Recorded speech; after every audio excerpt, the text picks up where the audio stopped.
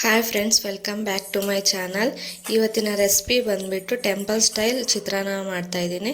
Temple style ಚಿತ್ರಾನ್ನ ಅಂದರೆ ಯಾರಿಗೆಲ್ಲ ಇಷ್ಟ ಇರಲ್ಲ ಹೇಳಿ. ಅದಕ್ಕೆ ಬೇಕಾಗಿರುವಂಥ ಪದಾರ್ಥಗಳು ಬಂದುಬಿಟ್ಟು ಒಂದು 10-15 ಮೆಣಸಿನ್ಕಾಯಿ, 1 ಇಂಚು ಶುಂಠಿ, 8-10 ಇಳಕಲು ಬೆಳ್ಳುಳ್ಳಿ, ಒಂದು ಇಡಿಯಷ್ಟು ಕೊಬ್ಬರಿ ತೊಗೊಂಡಿದ್ದೀನಿ.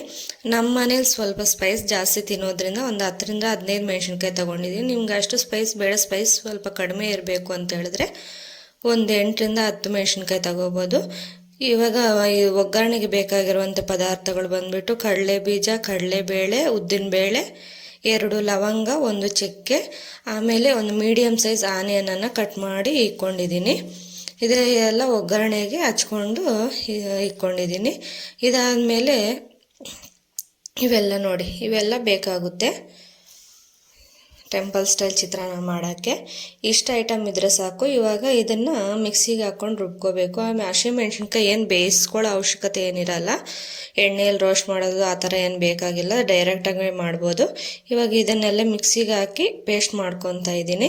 ಪೇಸ್ಟ್ ಆದಮೇಲೆ ಈ ಥರ ಇದೆ ಪೇಸ್ಟು. ಆವಾಗ ಒಗ್ಗರಣೆಗೆ ಹಾಕ್ಕೊಂಡ್ರೆ ಹಸಿಮೆಣ್ಸಿನ್ಕಾಯಿ ಎಲ್ಲ ಅದರಲ್ಲೇ ರೋಸ್ಟ್ ಆಗುತ್ತೆ. ಇವಾಗ ಸ್ಟವ್ ಆನ್ ಮಾಡಿಬಿಟ್ಟು ಬಾಣಲಿ ಇಕ್ಕಿ ಎಣ್ಣೆ ಹಾಕಿದ್ದೀನಿ ಕಾಯೋಕ್ಕೆ. ಸ್ವಲ್ಪ ಒಂದು 8-10 ಸ್ಪೂನು ಎಣ್ಣೆಯನ್ನು ಹಾಕಿದ್ದೀನಿ. ಯಾಕಂದರೆ ಚಿತ್ರಾನ್ನ ಗೊಜ್ಜಿಗೆ ಎಣ್ಣೆ ಇದ್ರೇ ಚೆನ್ನಾಗಿರೋದು. ಅದಕ್ಕೆ ಸ್ವಲ್ಪ ಸಾಸಿವೆ, ಕರಿಬೇವು ಹಾಕಿದ್ದೀನಿ. ಅವಾಗೆ ತೊಗೊಂಡಿದ್ವಲ್ಲ 2 ಲವಂಗ, 1 ಚಕ್ಕೆ, ಕಡಲೆಬೇಳೆ, ಕಡಲೆ ಬೀಜ, ಉದ್ದಿನಬೇಳೆ ಅದರಲ್ಲಿ ಸೇರಿಸಿ ಫ್ರೈ ಮಾಡ್ತಾಯಿದ್ದೀನಿ. ಕಡಲೆ ಬೀಜ ಸ್ವಲ್ಪ ಚೆನ್ನಾಗಿ ಫ್ರೈ ಆಗಬೇಕು, ರೋಸ್ಟ್ ಆದರೆ ಗರಿ ಗರಿ ಇರುತ್ತೆ ನೋಡಿ. ಈ ಥರ ಫ್ರೈ ಆದಮೇಲೆ ಆನಿಯನ್ಸ್ ಹಾಕ್ತಾಯಿದ್ದೀನಿ.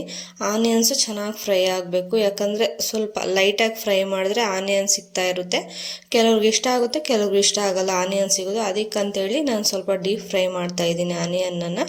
ಆನಿಯನ್ ಸ್ವಲ್ಪ ಡೀಪ್ ಫ್ರೈ ಆದಮೇಲೆ ನಾವು ರುಬ್ಬಿಕೊಂಡಿರುವಂಥ ಮಸಾಲೆ ಇತ್ತಲ್ಲ, ಅವಾಗೆ ಅದನ್ನು ಸೇರಿಸ್ತಾ ಇದ್ದೀನಿ ಇದಕ್ಕೆ ನೋಡಿ.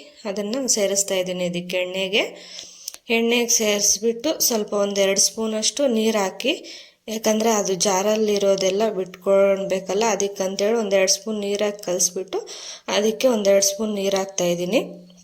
ಇದನ್ನೆಲ್ಲ ಚೆನ್ನಾಗಿ ಮಿಕ್ಸ್ ಮಾಡಿ ಅದರಲ್ಲಿ ಎಣ್ಣೆ ಬಿಟ್ಕೊಳ್ಳೋ ತನಕ ಫ್ರೈ ಮಾಡ್ಕೋಬೇಕು ನೋಡಿ. ಈ ಥರ ಎಲ್ಲ ಮಿಕ್ಸ್ ಮಾಡಬೇಕು ನೋಡಿ. ಚೆನ್ನಾಗಿ ಮಿಕ್ಸ್ ಆಗ್ತಾಯಿದೆ. ಅದು ಗ್ರೇವಿ ಥರ ಬರುತ್ತೆ ಚಿತ್ರಾನ್ನದ ಗೊಜ್ಜು, ಚೆನ್ನಾಗಿರುತ್ತೆ ತಿನ್ನೋಕೆ. ಸುಮ್ಮನೆ ನಾವು ಹಚ್ಬಿಟ್ಟು ಎಲ್ಲ ಮೆಣಸಿನ್ಕಾಯಿ, ಕೊಬ್ಬರಿ ಅದೆಲ್ಲ ಹಚ್ಬಿಟ್ಟು ಹಾಕೋದ್ರಿಂದ ಚೆನ್ನಾಗಿರಲ್ಲ, ಒಂಥರ ಹಂಗಂಗೆ ಸಿಗ್ತಾ ಇರುತ್ತೆ. ಹಿಂಗೆ ಈ ಥರ ರುಬ್ಬಿ ಪೇಸ್ಟ್ ಮಾಡಿ ಹಾಕ್ಕೊಳ್ಳೋದ್ರಿಂದ ಚೆನ್ನಾಗಿರುತ್ತೆ ನೋಡಿ.